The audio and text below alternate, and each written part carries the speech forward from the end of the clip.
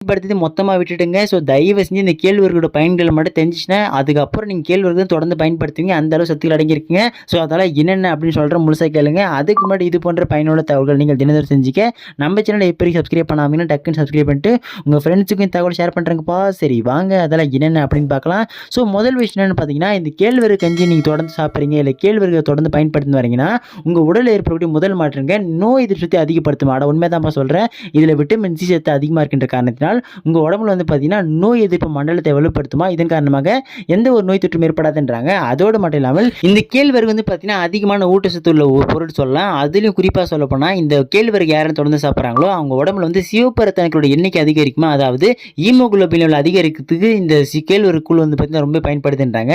அதிலும் முக்கியமா சொல்லப்போனா, உங்களோட பற்கள் மற்றும் எலும்புகளுக்கு வலுப்படுத்துவதற்கும் உறுதியாக வைப்பதற்கான முழு ஆற்றலையும் வந்து பார்த்தீங்கன்னா, கேழ்வரகு தருதுங்க. ஏன்னா இதுல புரோட்டீன், கால்சியம், பாஸ்பரஸ்